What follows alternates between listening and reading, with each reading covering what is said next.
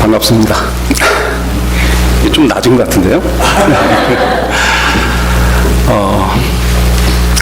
우리 최승호 목사님하고는 제가 텍사스에서 같은 주에서 사역을 했기 때문에 자주 배웠었고, 우리 육금창 전도사님은 저희 교회에서 함께 사역을 같이 했습니다. 우리 성경 공부 교사로 함께 사역을 했고, 그 이후에 신학 공부를 마무리하고 오늘 목사 안수를 받게 되어서 정말 기쁜 마음으로 함께 왔습니다.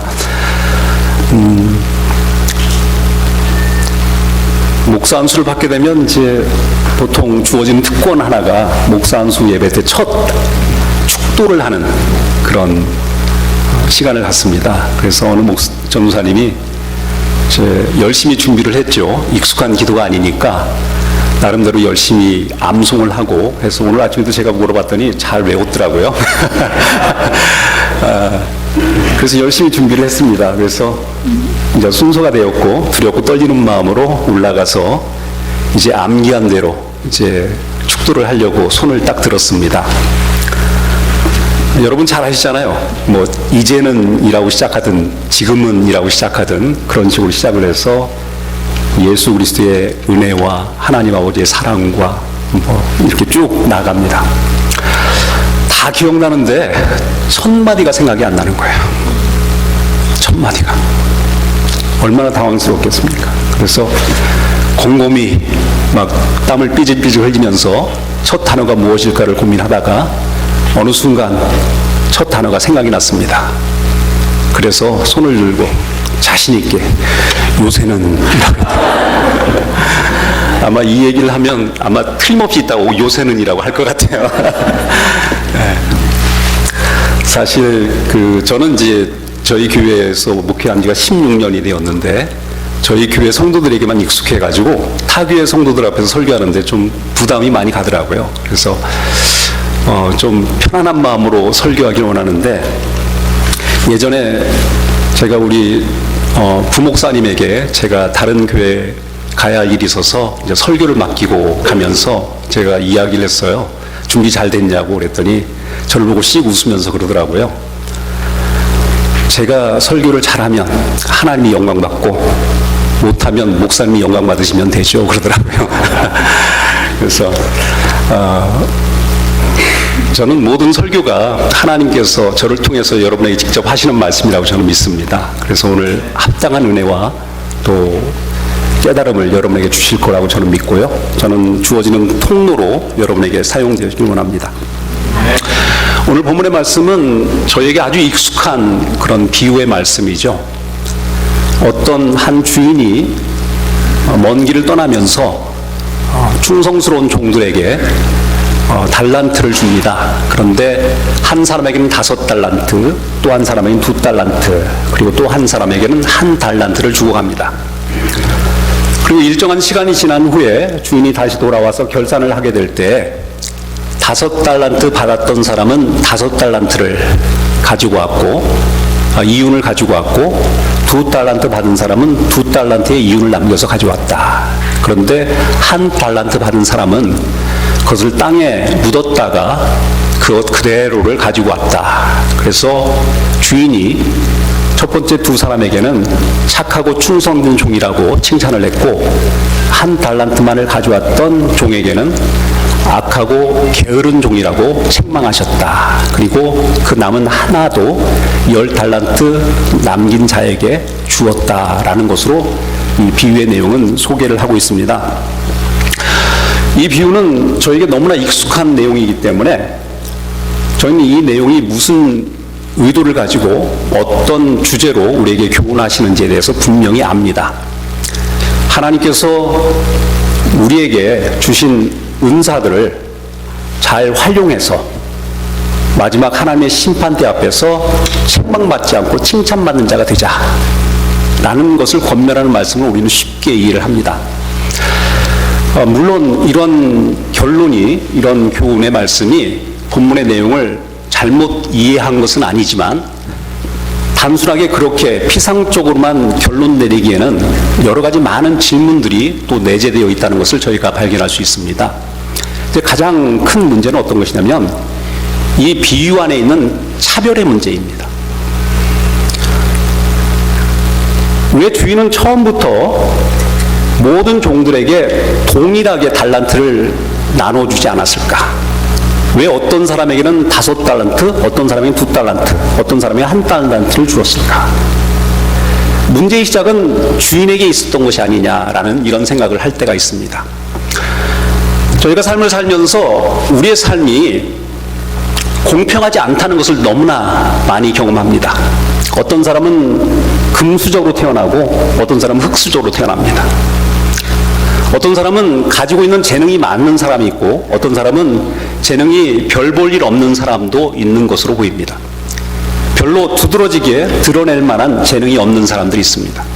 근데 어떤 사람들은 삐까번쩍이에요. 너무나 도드라지고 그 모든 일의 결과가 너무나 확실한 그런 은사들을 갖고 있는 사람이 있습니다. 하나님께서는 왜 우리 인생을 처음부터 공평하게 창조하시지 왜 그렇게 불공평하게 불합리하게 만드셨느냐라는 질문을 저희가 할 때가 많습니다. 저희 어렸을 때 그런 얘기 많이 하잖아요. 왜 나를 이런 상황 속에서 태어나게 하셔서 이렇게 힘들게 어렵게 살게 했느냐라는 원망이 우리 부모들에게 우리가 다 갖고 있었던 원망들 아니겠습니까? 누가복음 11장에 보면은 이와 비슷한 비유의 말씀이 한 가지 나와요. 열 문화의 비유라는 것입니다. 종 10명에게 한 문화씩 10문화를 나누어 주었다라는 겁니다. 여기에 대해서는 우리가 동의하죠. 공평한 기회를 처음부터 공급받았으니까, 부여받았으니까입니다. 근데 그렇게 처음부터 공평하게 하나님께서 우리 모두에게 해주셨다면 문제가 없을 텐데 왜 우리는 처음부터 불공평한 현실 가운데 처할 수밖에 없었느냐? 이게 우리의 질문입니다. 내가 조금만 더 나은 환경 속에서 살았더라면, 내 삶의 환경이 조금 더 부유했더라면, 내가 갖고 있는 은사와 재능이 좀 더 많았더라면 이라는 질문을 저희가 할 때가 있습니다. 그런데 여러분, 이런 질문들이 대답할 수 없는 질문이라는 거 아십니까? 우리 모두에게는 그것이 현실적으로 주어질 뿐 왜 그러한 일들이 우리에게 벌어지는지에 대해서 명확한 정답을 찾기는 어렵습니다. 여러분, 전도서 3장에도 보면은 천하 만사에 때가 있다라고 말씀하시고 우리 인간사에 벌어지는 수많은 형통한 때와 불통한 때들을 우리에게 나열합니다. 살다 보면은 순경의 때가 있고 또 역경의 때가 있습니다.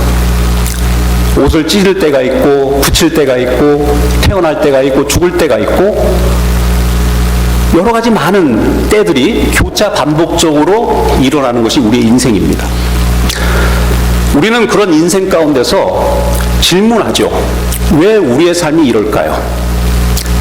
행복하고 긍정적인 때는 우리 나름대로 기쁨 가운데 그 삶을 살지만 왜 우리에게 찾아오는 역경과 어려움들을 어떤 방식으로 이해할까요?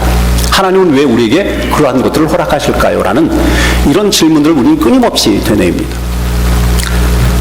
근데 이 전도서의 말씀 안에 왜 우리에게 그러한 인생들이, 그러한 삶들이, 그러한 역경들이 주어지는지에 대한 설명은 없습니다. 그런데 그 힌트를 발견할 수 있는 유일한 표현이 하나 나오는데 그것이 어떤 것이냐면 하나님께서 이 모든 때를 우리에게 허락하신 것은 우리의 삶을 더욱 아름답게 하기 위해서 라는 표현이 나와요. 그러니까 역경이라는 것도 순경이라는 것도 종국적으로는 하나님께서 우리 모두에게 허락하시는데 그 모든 목적이 역경조차도 우리의 삶을 아름답게 하시기 위함이다 라고 성경은 말씀하고 있는 거예요. 여러분, 실제로 그런 것 같아요. 저도 어렸을 때 제가 살아왔던 삶에 대한 불만과 불평이 많았던 사람입니다. 저도 어렵게 자랐거든요. 왜 하나님은 나에게 내 친구들이 누리는 저런 평범한 행복조차 누리지 못하는가? 난 왜 이렇게 힘들고 어렵게 가진 것 없이 살아야 하는가? 뭐 이런 질문들을 계속 반복적으로 해왔습니다. 그런데 지금 와서 돌이켜 생각하면 그때는 나에게 그것이 부정적이었고 나에게 너무나 힘든 상황이었지만 그런 상황을 살아가면서 내가 경험한 것은 다른 어떤 누구가 경험해보지 못했던 경험들이 내 삶 속에 누적되어진 것을 발견합니다. 아니, 그런 상황이 아니었더라면 결코 경험할 수 없었던 일들을 얼마나 많이 경험한지 모릅니다. 오늘 제가 이 자리에 이렇게 서 있었던 이유도 제가 경험했던 그 경험의 과정 속에서 맺어진 어떤 열매가 아닌가 생각을 해요. 여러분, 그래서 역경도 하나님께서 우리에게 허락하신 은사다라고 말할 수 있습니다. 여러분, 오늘 이 본문의 말씀은 우리는 하나님이 왜 이렇게 편파적으로 불평등하게 사람을 대우하실까라는 질문을 할 수 있지만, 오늘 본문에 소개되어진 하나님은요, 그런 하나님이 아닙니다. 은혜에 풍성하신 하나님을 우리에게 소개하고 있어요. 여러분, 기본적으로 달란트라는 표현 속에서 하나님의 은혜의 풍성함을 표현할 수 있는데요, 이 달란트라는 것은 원래 무게 단위입니다. 나중에는 화폐 단위로도 사용되긴 했지만 이 지역에 따라서 이 가치가 조금씩 다릅니다. 그리스에서는 28kg를 달란트라고 표현을 했고, 또 로마에서는 32kg 정도를 달란트라고 표현을 했습니다. 그리고 신약 시대에 있어서는 58kg 정도를 달란트라고 표현하기도 합니다. 그런데 신약 시대에 화폐의 가치로 이것을 저희가 평가를 한다면 한 6천 드라크마 정도의 가치가 있다고 합니다. 그러면 한 드라크마가 노동자의 하루 일삭입니다. 그런데 하루의 일삭을 오늘 우리식으로 바꿔서 표현을 한다면 한 100불 정도를 얘기를 한다면 6천 드라크마는 어느 정도의 돈일까요? 60만 달러? 예, 60만 달러. 여러분, 한 달란트도 결코 작은 것이 아닙니다. 가장 적게 준 사람에게도 하나님께서 그렇게 풍성하고 대단한 것을 주셨다라는 것을 표현한 방식일 수 있습니다. 또 다른 것은 어떤 것이냐면, 이 주인이 타국에 갔다가 오랜 후에 다시 방문합니다. 그러니까 주었다가 바로 한두 달 후에 찾아와서 그동안 너희가 한 일들을 결산하자라고 다그치는 것이 아니라 충분한 시간을 주고 충분하게 그것을 가지고 활용할 수 있는 충분한 시간을 주고 난 이후에 비로소 찾아온 주인의 모습을 여기서 기록하고 있습니다. 이것은 하나님의 긍휼과 은혜와 참으심이 어떠한지를 우리에게 설명하는 그런 표현입니다. 그런데 그런 하나님에 대해서 우리가 어떻게 생각하느냐면, 우리는 하나님이 주신 것이 너무나 차별적이어서 나는 하나님께 공평한 대우를 받지 못한다는 원망 가운데서 삶을 살아가는 사람들이 존재한다는 것입니다. 우리 모두는 다 은사를 갖고 있는 사람들입니다. 제가 수많은 사람을 만나보지만 은사가 없는 사람은 없더라고요. 다 은사가 있어요. 그런데 어떤 은사는 눈에 도드라지는 은사가 있고, 어떤 은사는 숨겨져 보이지 않는 은사들이 있어요. 근데 여러분 아십니까? 어떤 은사든, 그것이 눈에 띄든 눈에 보이지 않든 간에 어떤 은사든 하나님께서 우리에게 허락하신 것이고, 그 모든 것은 고유의 가치가 있다는 것입니다. 근데 우리는 눈에 도드라지는 것을 선호합니다. 내가 다른 사람에게 인정받고 다른 사람에게 내 사역의 풍성한 열매를 증거할 수 있는 은사, 이런 은사들을 다 사모하죠. 근데 여러분, 우리 신체가 있는데 겉으로 보여지는 신체의 부분이 있고 속에 감춰진 신체가 있습니다. 어떤 것이 중요할까요? 어떤 것을 위해서 사용하는 그 사용의 목적에 따라서 중요성이 달라질 겁니다. 글을 쓸 때는 손이 중요한 것이고 걸어갈 때는 발이 중요한 것이겠죠. 그러나 우리 속에 있는 기관, 이것은요 눈에 보이지 않지만 우리의 생명을 유지하는 굉장히 중요한 것들입니다. 그냥 가치적인 면에서는 숨겨진 것이 더욱더 큰 가치가 있다라고 저희가 얘기할 수 있어요. 그런데 우리는 눈에 띄지 않는 것보다 눈에 두드러진 것들을 추구하고 그것을 주지 않았다라고 해서 주인을 불평등하게 우리를 대한다, 라고 주인을 원망할 때가 많다라는 것입니다. 여러분, 로마서에 보면은 사도 바울이 이런 비유를 씁니다. 토기장이가 귀 있을 그릇과 천 있을 그릇을 만들 권한이 없느냐라고 표현을 해요. 저희는 이제 귀 있을 그릇과 천 있을 그릇이라는 두 가지 표현을 통해서 은사 중에서 어떤 것은 귀한 것도 있고 어떤 것은 천한 것도 있구나라고 이렇게 일반적으로 생각할 수 있습니다. 근데 그것은 우리의 은사가 귀한 것과 천한 것으로 나눠진다는 것을 의미하지 않습니다. 우리가 그렇게 느낄 수는 있어요. 그러나 하나님께서는 하나님의 주권을 강조하시면서 그 말씀하시는 겁니다. 모든 것이 하나님의 주권 가운데 있다. 근데 너희가 때로는 어떤 것을 귀하게도 여기고 천하게도 여길 수 있다. 그런데 그 모든 것들이 하나님의 주권 가운데 허락되어진 것이다 라는 말씀을 하십니다. 여러분, 우리가 갖고 있는 은사라고 하는 것은 어떤 때는 천해 보일 수도 있고 눈에 두드러지게 보이지 않아서 하찮은 것처럼 여길 수 있는 부분이 있다 할지라도 하나님께서 우리에게 허락하신 것들이고 그것을 통하여 우리의 삶에 요구되어지는 삶의 어떤 모습들을 계속적으로 표현하며 증거하기를 원하신다는 것을 저희가 발견할 수 있어요. 아무튼 간에 이 5달란트, 2달란트, 1달란트 받은 사람들이 나중에 주인이 와서 결산을 합니다. 저희가 관심 있게 봐야 할 부분은 5달란트 받은 사람은 5달란트를 남겼는데 2달란트 받은 사람은 2달란트를 남겼습니다. 우리 생각에는 어떻습니까? 5달란트 받은 사람에 대한 칭찬이 2달란트 남긴 사람보다 훨씬 더 커야 한다고 생각하지 않습니까? 근데 오늘 성경의 본문은 그런 말씀이 전혀 없습니다. 2달란트 남긴 사람이나 5달란트 남긴 사람이나 똑같은 칭찬을 합니다. 착하고 충성된 종아, 네가 작은 일에 충성하였으니 큰 일을 맡기겠다. 똑같은 칭찬을 두 사람이 하고 있습니다. 여러분, 우리의 삶에 있어서 필요한 것이 무엇인지 아십니까? 여기서 표현하는 중요한 표현 중에 하나가 적은 일에 충성하였으니 라는 표현이에요. 제가 아까도 표현했지만 한 달란트의 가치가 그렇게 큰데 5달란트라고 하는 것은 어떠한 가치가 있겠습니까? 우리가 생각할 땐 대단한 것이죠. 그 대단한 것을 가지고 5달란트의 이윤을 남긴 사람에게 적은 일에 충성하였다라고 말합니다. 여기는 또 다른 의미가 숨겨져 있어요. 하나님 앞에서는 모든 은사가 동일하고 다 평등한 것일 수 있습니다. 그런데 어떤 것이 우리 가운데 큰 것처럼 여겨지고 작은 것처럼 여겨지는 것들이 있어요. 근데 우리는 큰 일에 집중하길 원합니다. 작은 일은 대수롭지 않게 생각을 해요.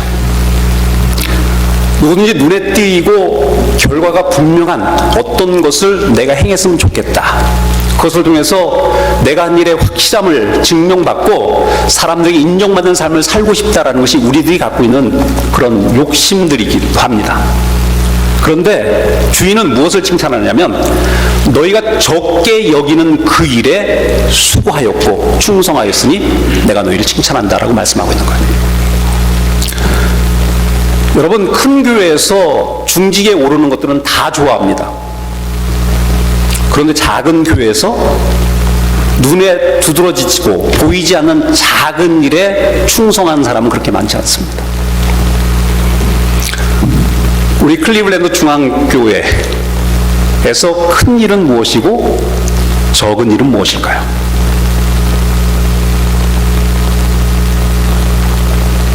여러분이 작다고 여기는 것은 무엇일까요? 도드라지게 다른 사람 앞에 서서 화려한 퍼포먼스를 그러면서 다른 사람에게 인정을 받는 자리일까요? 아니면 있는지 없는지 모르는 상태에서 그저 묵묵하게 예배에 참석하고 뒤에서 떨어진 휴지를 줍고 맡겨진 부엌 봉사를 하고 헌금위원을 하고 이런 모든 일들이 어떤 것은 여러분들이 하찮게 볼 수 있는 작은 일들이지만 너희가 작은 일에 충성하였으니 내가 큰 일을 맡기겠다는 주인의 칭찬을 듣는 그런 귀한 일이 아닐까요? 여러분, 테레사 수녀가 이런 얘기를 했습니다. 하나님이 우리를 부르신 것은 성공하라고 부르신 것이 아니고 충성하라고 부르셨다. 우리는 성공지향적이지만 하나님은 얼마나 성공적인 사역을 했느냐가 아니라 얼마나 그 일에 충성했느냐를 보신다. 전 이것이 얼마나 제 마음속에 강하게 다가왔는지 몰라요. 우리 모두는 다 큰 사역을 원합니다. 많은 사람에게 칭찬받을 만한 엄청난 결과를 만들어낼 수 있는 사역. 그래서 저 사람은 큰 목사다, 대단한 사람이다라고 칭찬받을 수 있는 사역을 다 꿈꿉니다. 그런데 보이지 않는, 나타나지 않는, 드러나지 않는 조그만 일들을 충성했을 때 하나님은 착하고 충성된 종이라고 우리를 평가하시는 거 아십니까? 제가 얼마 전에 저희 교회 성도 한 분하고 식사를 같이 한 적이 있어요. 이 성도님이 참 저한테 굉장히 좀 감동적인 이야기를 해가지고 제가 기억에 오래 남는데, 이분이 어느 교회를 갔는데 그날 마침 어느 목사님께서 담임 목사님께서 선교사님을 초빙해서 선교사님을 소개하는 시간을 가졌답니다. 근데 이 목사님의 멘트가 그렇게 자기 마음을 딱 찌르더래요. 어떤 멘트였냐면, 하나님께서 나중에 우리가 다 죽고 난 이후에 하나님 나라에 가서 하나님 우리를 환영하실 때 목사들이 가면 수고했다 라고 칭찬하실 것 같아요. 그 사람들 다 고개를 끄덕끄덕 했습니다. 그런데 선교사님이 가시면 아마 하나님께서 그 선교사를 안고 고맙다라고 말씀하실 것 같아요.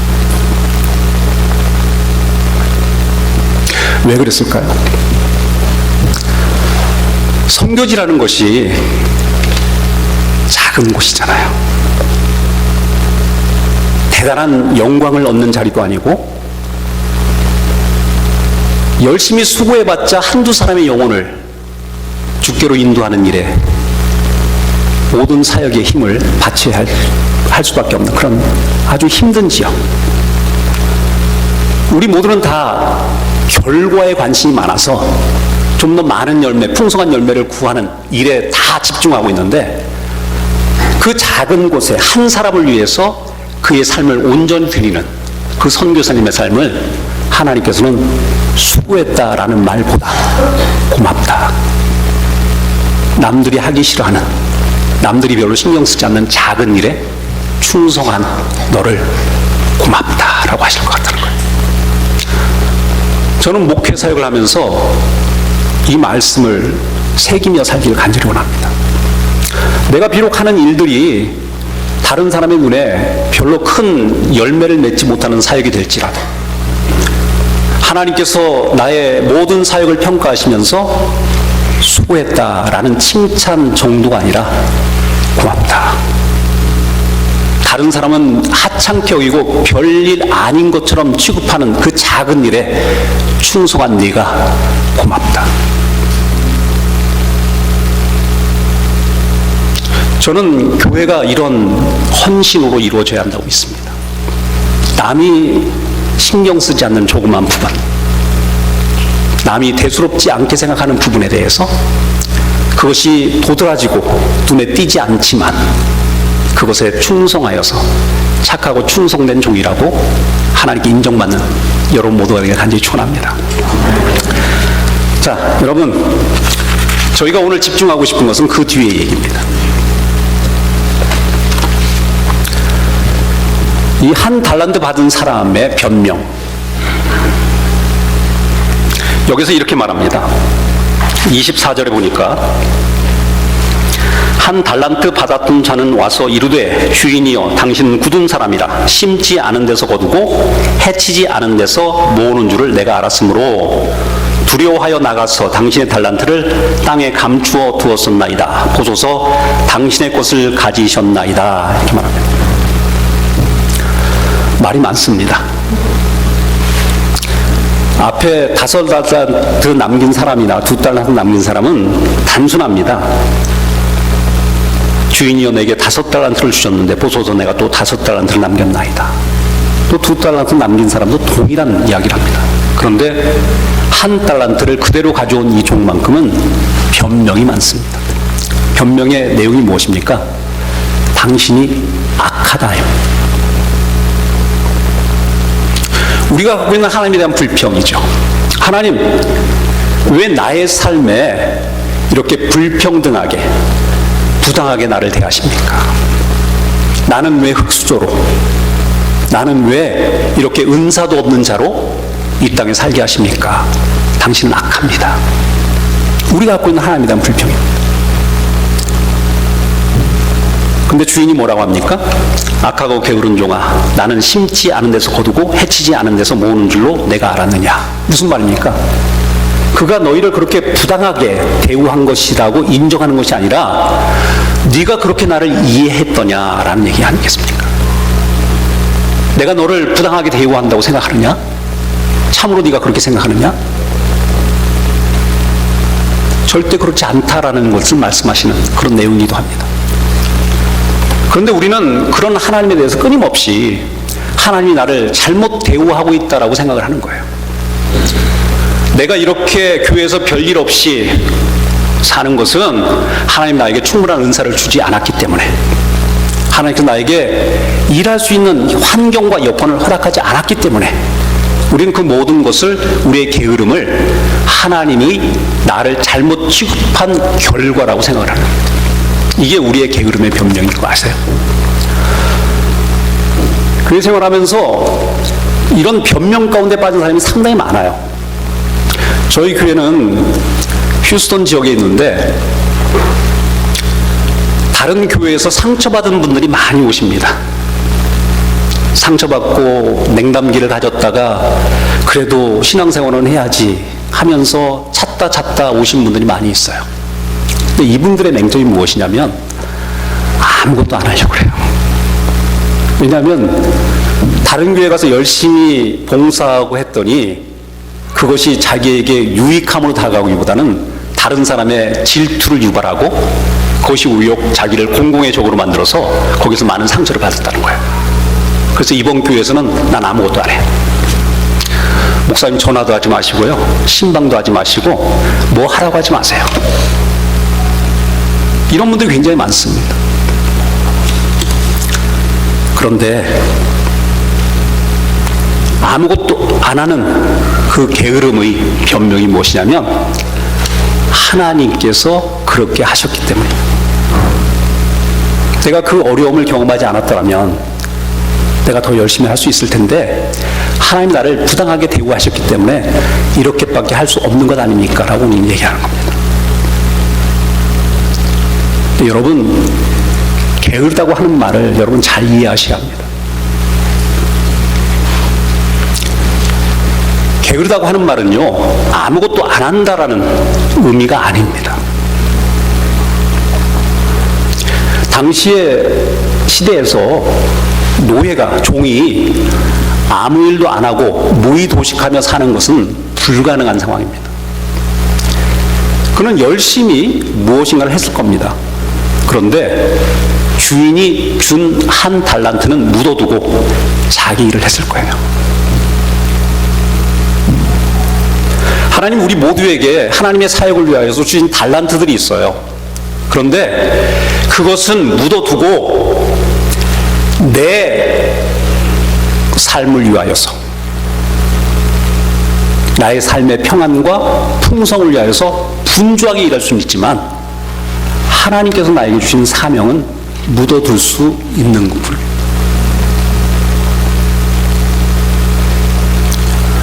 저는 우리 성도들이, 우리 교회에 속한 성도들이 참 열심히 살아간다고 생각합니다.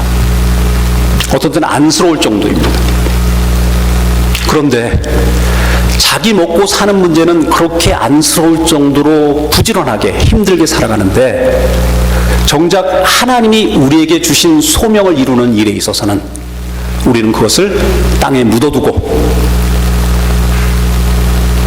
하나님이 나를 잘못 대우하셨기 때문에, 부당하게 행하셨기 때문에 나는 아무것도 안 합니다라는 변명으로 삼고 있는 경우가 많습니다. 저는 우리 모든 성도가 나중에 하나님 앞에서 착하고 충성된 종이라는 칭찬받기를 간절히 원합니다. 여러분이 그러길 원합니다. 저는 어느 곳을 가든 저희 교회에 대해서 칭찬을 많이 합니다. 저희 교회는 참 건강한 교회입니다. 그런데 여러분 아세요? 건강하다는 것은 감기 한 번 안 걸린다는 것을 의미하지 않습니다. 건강하다는 것은 감기가 걸려도 빨리 회복될 수 있는 사람을 건강하다고 표현하는 겁니다. 이 지구상에 문제가 없는 교회는 없어요. 그런데 그 문제가 없는 교회들, 그 반복적인 갈등과 다툼이 계속적으로 일어나는 교회들 속에서 우리는 어떻게 건강한 교회를 이뤄나갈 수 있느냐? 방법은 한 가지밖에 없습니다. 하나님께서 여러분에게 주신 작은 일에 충성하는 것입니다.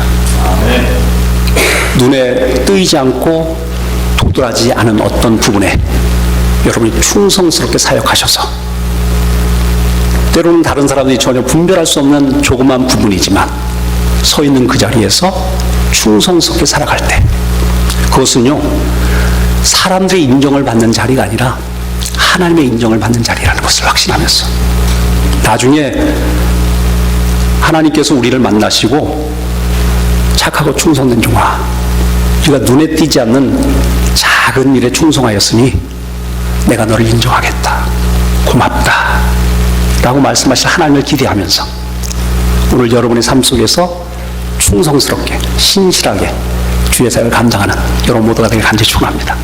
이게 제가 여러분에게 드리고 싶은 말씀입니다. 우리 함께 기도하겠습니다.